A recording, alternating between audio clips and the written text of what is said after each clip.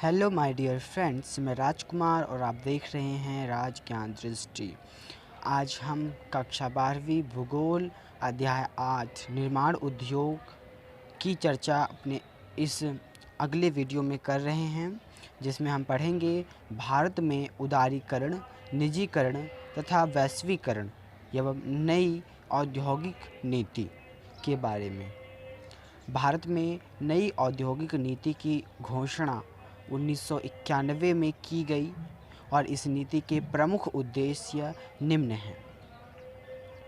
भारत जो अपना उदारीकरण और निजीकरण और वैश्वीकरण के लिए अपने दरवाजे जब खोले तो वह समय 1991 का था और उस समय जो कुछ नीतियां अपनाई गई भारत सरकार द्वारा वह निम्नलिखित हैं। अब तक प्राप्त किए गए लाभ को बढ़ाना, एक नीति निर्धारित की गई और उत्पादन में विकृतियों और कमियों को दूर करना और उत्पादकता और लाभकारी रोजगार में स्वपोषित वृद्धि को बनाए रखना और अंतर्राष्ट्रीय प्रतियोगिता प्राप्त करना, औद्योगिक विकास की दर को बढ़ाना और नई औद्योगिक नीति में अपनाए प्रमुख उपाय क्या रहे उनको हम जानते हैं। औद्योगिक लाइसेंस की व्यवस्था का समापन, यानी कि 1991 के से पहले किसी भी उद्योग को लगाने के लिए सबसे पहले सरकार से लाइसेंस प्राप्त करना पड़ता था, लेकिन 1991 के बाद लाइसेंस व्यवस्था को समाप्त कर दिया गया।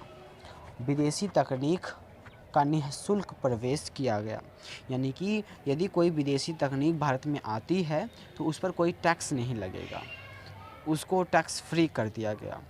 विदेशी निवेश नीति, अब जो निवेश करने की जो सीमा है उसको हटा दिया गया। अब किसी भी सीमा में कितनी भी बड़ी संपत्ति निवेश की जा सकती थी। पूंजी बाजार में अभिगम्यता, जो बाजार है उसमें अभिगम्यता को सुनिश्चित किया गया और खुला व्यापार, यानी कि जो व्यापार है उसको सरल सहज बनाया गया। जो टैक्स हैं और जो पाबंदियां हैं उनको हटा ली गई।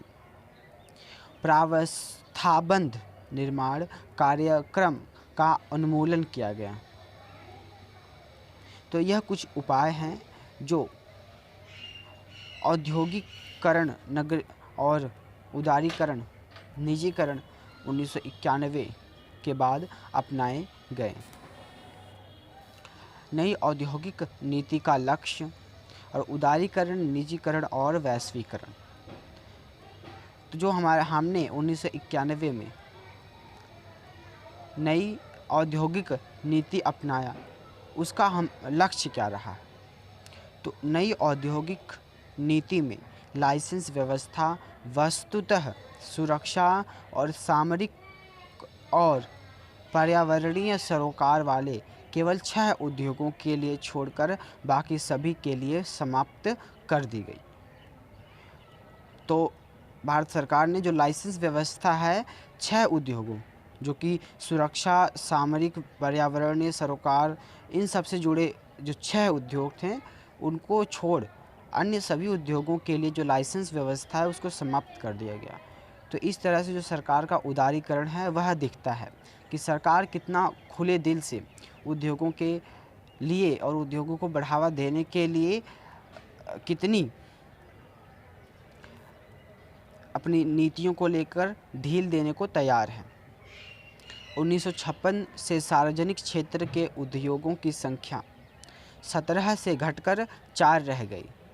सार्वजनिक क्षेत्र के उद्योग यानी जिनमें सरकार की हिस्सेदारी होती है। तो सरकार ने निजी क्षेत्रों के उद्योगों को बढ़ावा दिया। जो 1956 में सार्वजनिक क्षेत्र के उद्योगों की संख्या जहां हम 17 देखते हैं, तो अब यह घटकर कितनी 4 रह गई थी।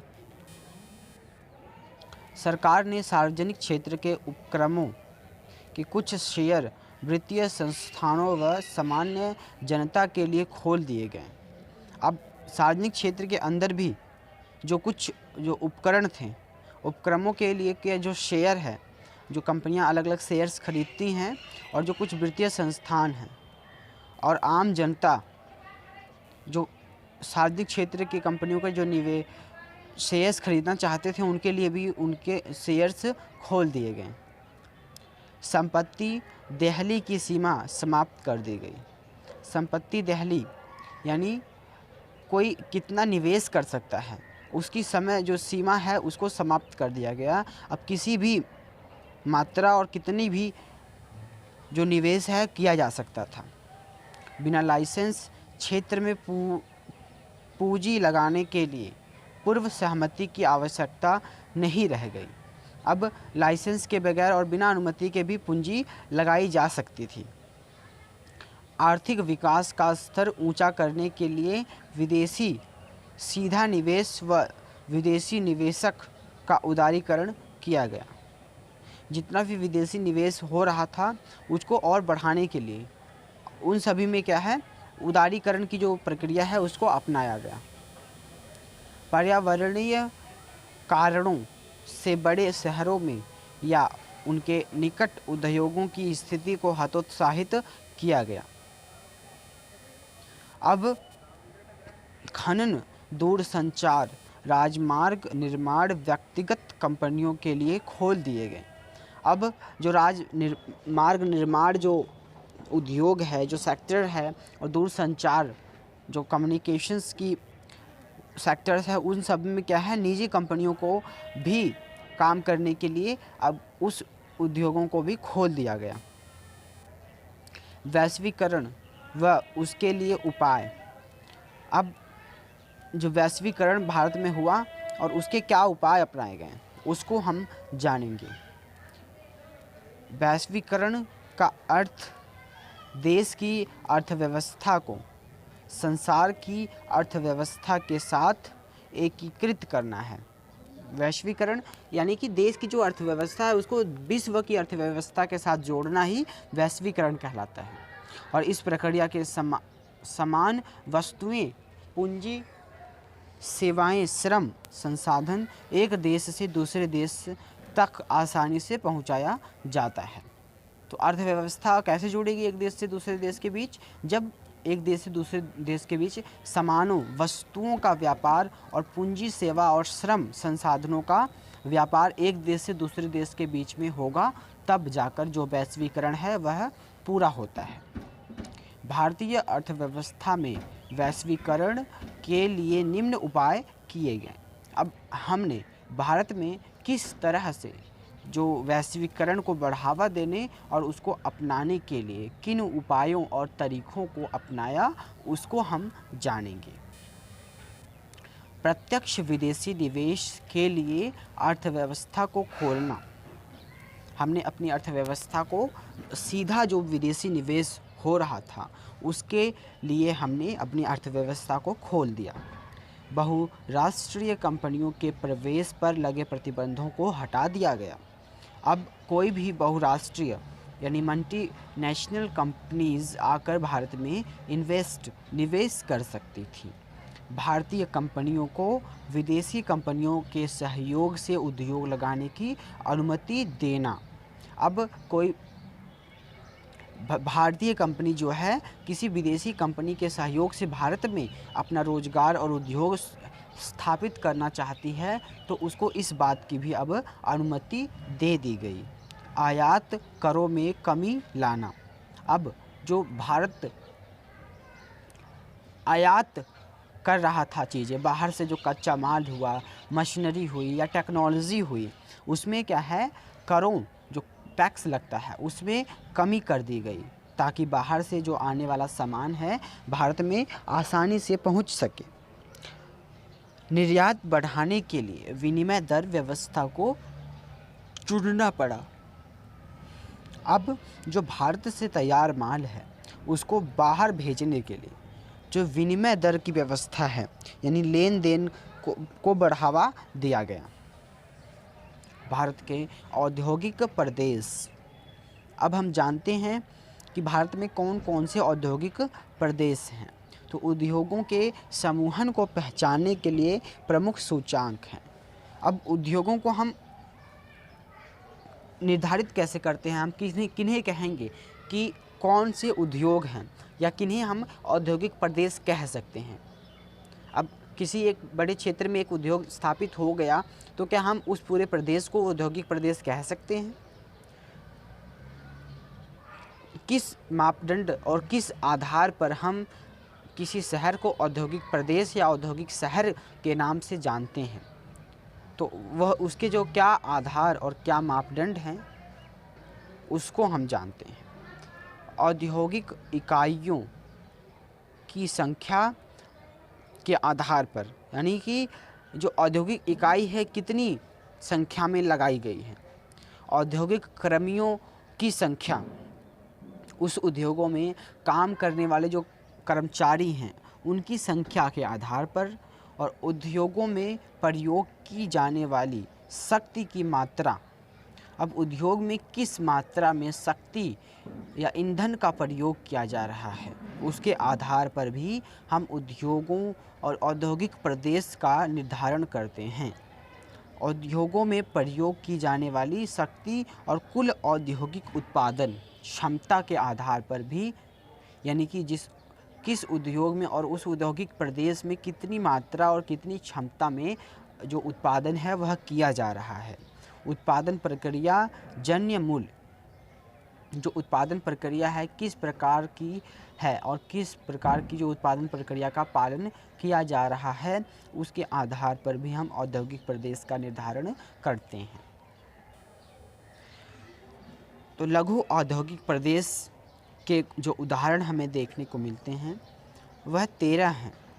अम्बाला, अमृतसर, सहारनपुर, मुजफ्फरनगर, बिजनौर जो कि उत्तर प्रदेश में है, और अम्बाला हरियाणा और अमृतसर पंजाब में, और इंदौर, देवास, उज्जैन जो कि मध्य प्रदेश में है, जयपुर, अजमेर राजस्थान में, और कोल्हापुर दक्षिण कन्नड़ जो कि महाराष्ट्र और कर्नाटक के कुछ हिस्से हैं, और उत्तरी मालाबार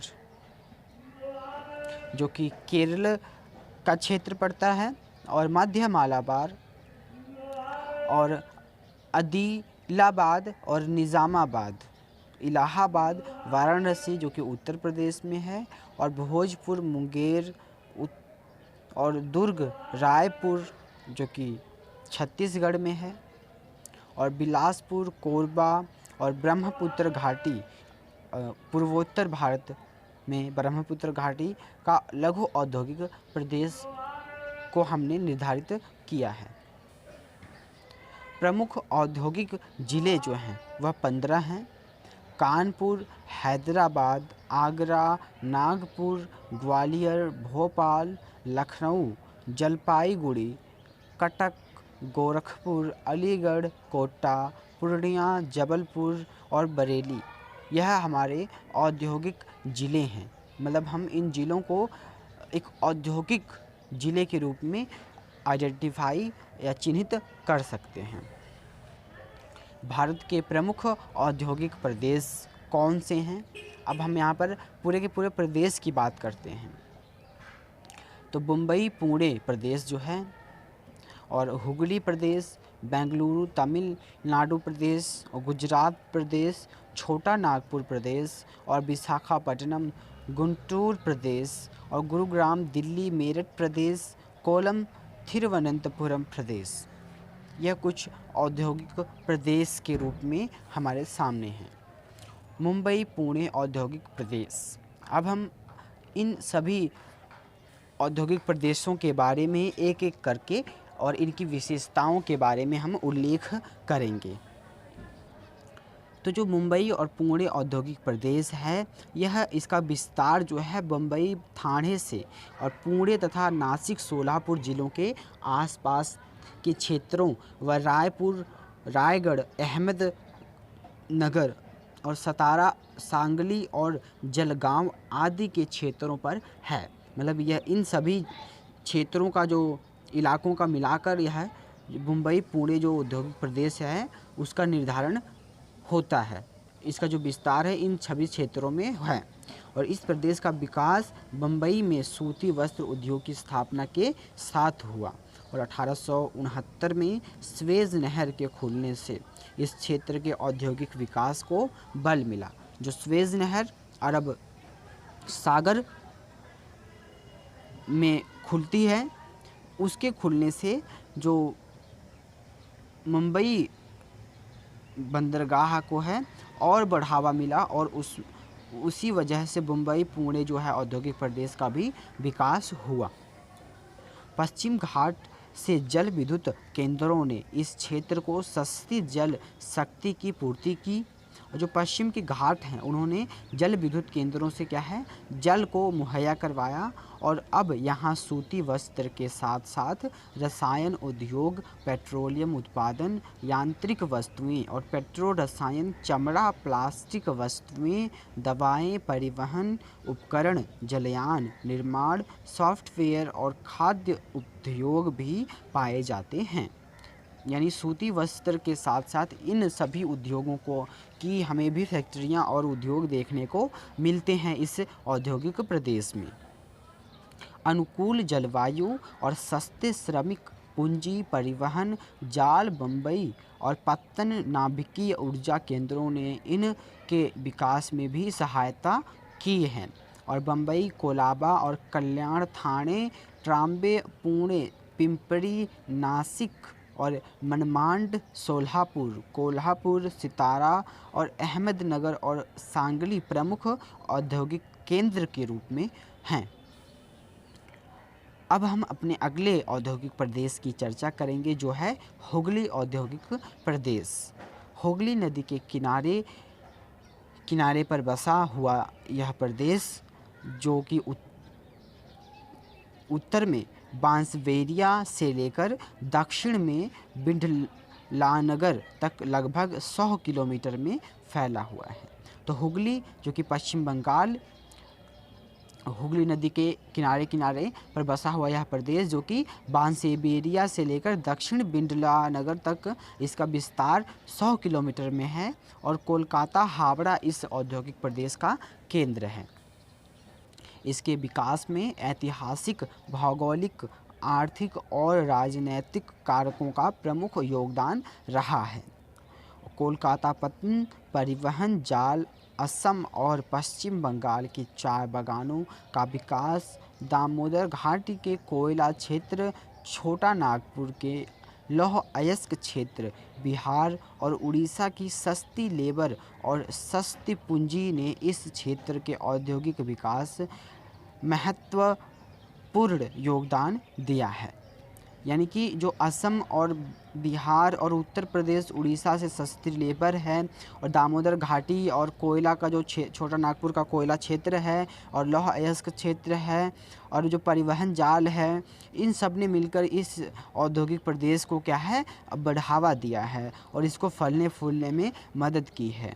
और जो इसकी भौगोलिक स्थिति है, बंगाल की खाड़ी से इसका जुड़ाव और नदी के परिवहन का उपयोग और ऐतिहासिक और राजनीतिक जो हब के रूप में कोलकाता एक विकसित हुआ अंग्रेजी हुकूमत के समय में, उस वजह से जो आज भी हुगली औद्योगिक प्रदेश जो है ऐतिहासिक और भौगोलिक और राजनीतिक कारणों से महत्वपूर्ण औद्योगिक प्रदेश है।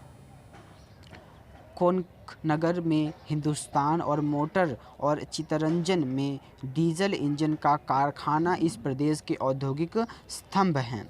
और कोलकाता, हावड़ा, हल्दिया, सिरसपुर और शिवपुर, नैहाटी, काकीनाडा और श्याम नगर, टीटागढ़, बिड़ला नगर और बांसबेरिया, त्रिवेणी, हुगली, बेलूर प्रमुख क्या हैं औद्योगिक केंद्र के रूप में हैं। और यह प्रदेश अब अन्य प्रदेशों की तुलना में पिछड़ रहा है। और अब हमारा अगला जो औद्योगिक प्रदेश है वह है बेंगलुरु चेन्नई औद्योगिक प्रदेश। इस औद्योगिक प्रदेश का विकास स्वतंत्रता के बाद तेज़ी से हुआ है। 1960 तक यह औद्योगिक बेंगलुरु, सेलम और मदुरई जिलों तक फैला हुआ था और अब यह तमिलनाडु के लगभग सभी जिलों में फैल रहा है। पहल इस क्षेत्र में सूती वस्त्र उद्योग ने पैर जमाए और अब यहाँ भारी इंजीनियरिंग, वायुयान निर्माण और मशीनरी उपकरण, रेल के डिब्बे, डीजल इंजन, रबड़ का सामान और दवाएं, एल्युमिनियम, शक्कर और सीमेंट, कागज़, रसायन, चिलमे और चमड़े का सामान आदि प्रमुख उद्योग हैं। चेन्नई, मदुरई, सेलम, कोयम्बटूर यहाँ के प्रमुख केंद्र हैं। AHL वायुयान, मशीनरी उपकरण, भारत इलेक्ट्रॉनिकल्स और टेलीफोन इस क्षेत्र के स्तंभ हैं। और चेन्नई में पेट्रोलियम शोधनशाला और सेलम में लोहा इस्पात और उर्वर संयंत्र यहाँ के नवीन उद्योग हैं। कांडला पत्थर ने इस प्रदेश के विकास में बहुत योगदान दिया है। इस क्षेत्र के उद्योगों अब काफ़ी विविधता आ गई है। यहाँ अब वस्त्र और पेट्रो रसायन उद्योग के अलावा motor, tractors, diesel engine, textiles, मशीनें, इंजीनियरिंग सामान, दवाएं, रंग रोगन, कीटनाशक और चीनी, दुग्ध और खाद्य उपकरण और उद्योग प्रमुख हैं। अहमदाबाद और वडोदरा और भरूच, कोयली, आनंद खेरा और सुरेंद्र नगर, राजकोट, सूरत,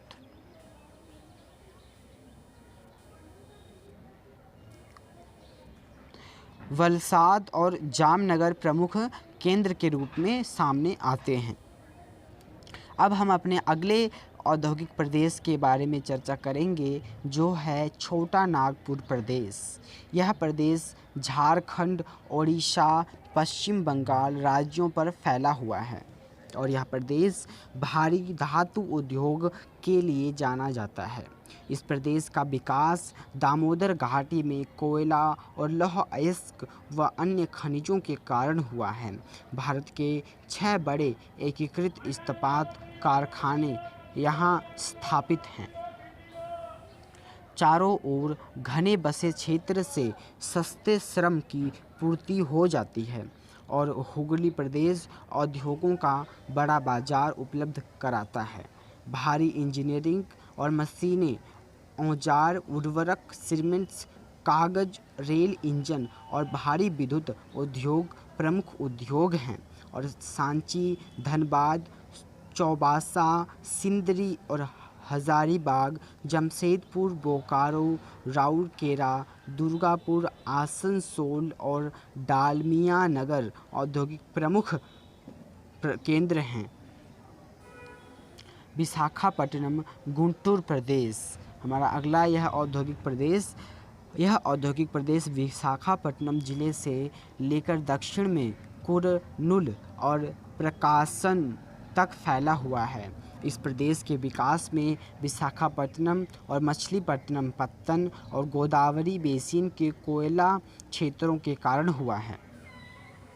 आयातित खनिज तेल पर आधारित पेट्रोलियम शोधनशाला ने इस प्रदेश में पेट्रो रसायन उद्योग को बढ़ावा दिया है। शक्कर, वस्त्र, जूट, कागज, उर्वरक, सीमेंट्स, एल्युमिनियम, इंजीनियरिंग उद्योग और इस प्रदेश के प्रमुख उद्योग हैं। विशाखापट्टनम, विजयनगर, राजमुंद्री और गुंटूर, एलूर, कुरनूल प्रमुख केंद्र के रूप में सामने हैं। गुरुग्राम, दिल्ली प्रदेश यह औद्योगिक प्रदेश पिछले कुछ वर्षों में ही तेज़ी से विकसित हुआ है। इस प्रदेश में उद्योग बाजार उन्मुखी और हल्के सामान के हैं। इलेक्ट्रॉनिक्स, हल्के इंजीनियरिंग, वस्त्र, हौजरी, शक्कर, सीमेंट्स आदि के जो उद्योग हैं इस क्षेत्र में स्थित हैं। यह प्रदेश पिछले कुछ वर्षों में ही तेज़ी के साथ विकसित हुआ और ट्रैक्टर, साइकिल्स, कृषि उपकरण, रासायनिक और उपभोक्ता जो सामान हैं प्रमुख उद्योग हैं इस क्षेत्र के। तो गुरुग्राम, दिल्ली, मेरठ, मोदीनगर और गाज़ियाबाद, अम्बाला, मथुरा, आगरा प्रमुख केंद्र के रूप में हैं। मथुरा में तेल शोधनशाला ने इस प्रदेश में पेट्रो रसायन उद्योग को बढ़ावा दिया है। अब हमारा अगला जो औद्योगिक प्रदेश है वह है कोल्लम तिरुवनंतपुरम प्रदेश। यह औद्योगिक प्रदेश तिरुवनंतपुरम, कोल्लम, अलवाय, एर्नाकुलम और अलापुझा जिलों पर फैला है और बागान, कृषि और जल विद्युत ने इस प्रदेश के औद्योगिक विकास को बल दिया है। यह बाजार आधारित उद्योगों का विकास अधिक हुआ है। वस्त्र, चीनी, रबड़ और माचिस, सीसा और रसायन उर्वरक, मछली आधारित उद्योग प्रमुख हैं। कोच्चि ने पत्तन और रेल शोधनशाला ने इस प्रदेश के विकास को नया आयाम दिया है। कोल्लम, तिरुवनंतपुरम, अलुवा, कोच्चि, अलापुझा और पुनारूर प्रमुख केंद्र हैं। जूट उद्योग यहाँ का प्रमुख उद्योग रहा है। इसके साथ साथ सूती वस्त्र, कागज़, इंजीनियरिंग, रसायन, दवाएं आदि उद्योगों का विकास हुआ है। Thank you.